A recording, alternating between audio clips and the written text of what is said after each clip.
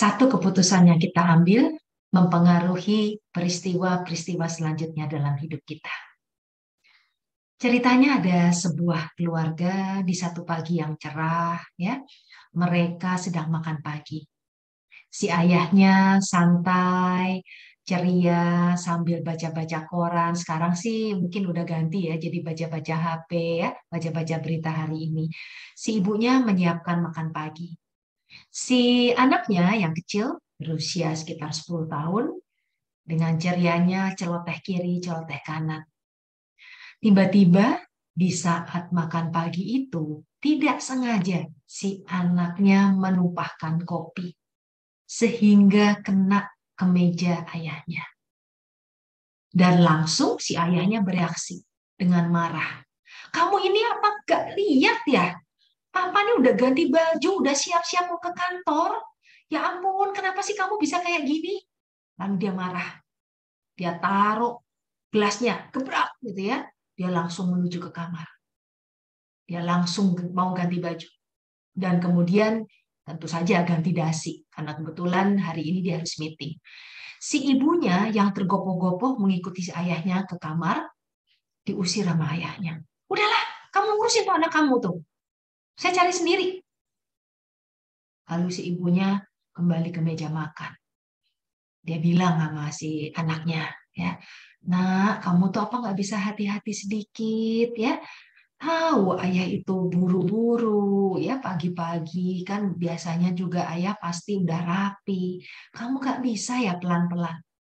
Lalu si anaknya bilang, Mah, aku juga jarang loh begini, Mah. Ini baru pertama kalinya.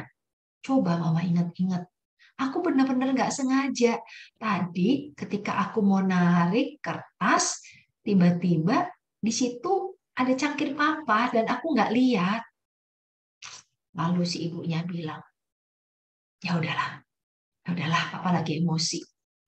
Ya, benar. Beberapa menit kemudian si bapaknya kembali lagi ke meja makan. Dia makan, tapi kali ini dengan cemberut, marah. Dia nggak ngajak ngomong tuh anaknya sama istrinya.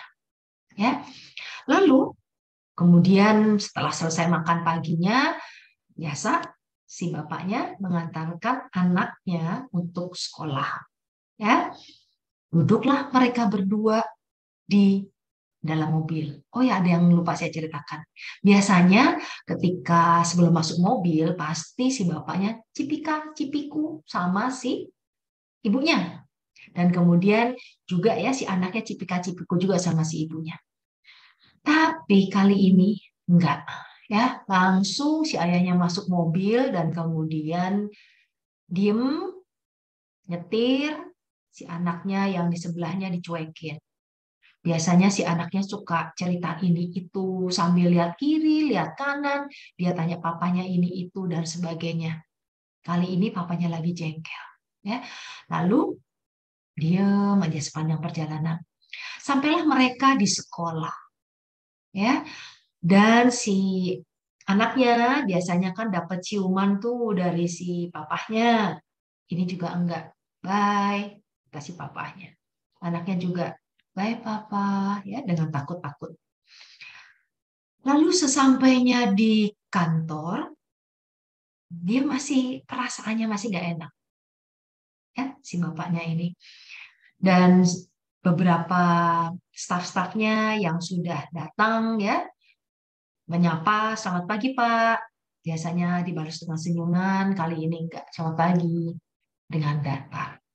Hari itu dia juga memimpin rapat dengan kurang senyum. Nggak tahu, dia rasanya udah kepikiran dia tuh mau pakai baju yang sudah dipersiapkan dari kemarin dan dia kesel gitu. Kenapa si anak ini menumpahkan kopi di bajunya. Dan itu terbawa sampai makan siang, sampai akhirnya pulang kembali lagi ke rumah. Nah, kalau kita sekarang kembali lagi ke peristiwa tadi. Seandainya saja ketika si anak ini menumpahkan kopi ke meja bapaknya, bapaknya mengerti dan memaafkan dan memaklumi. Apa yang terjadi? Ketika si anak minta maaf, bapaknya bilang, ah nggak apa-apa, santai ya, ayah mau ganti baju dulu. Ganti baju dengan enak, nggak perlu bentak tadi si istrinya. Pulang kembali ke meja makan, makan pagi diterusin, tetap cipika, cipiki, tadi cipika cipiku ya, sekarang cipika cipiki ya, kepada si istrinya, si anaknya juga. Lalu hari itu juga tetap di dalam mobil dengan senangnya si bapak bisa ngelus-ngelus si anaknya, ya bisa ngobrol, bisa bersenda gurau juga. Apa yang terjadi? Dapat bayi yang indah, ya, dapat mencium si anaknya, suasana hatinya juga enak, sampai di kantor dengan happy, memimpin rapat juga dengan happy. Jadi dari cerita ini kita belajar apa sih?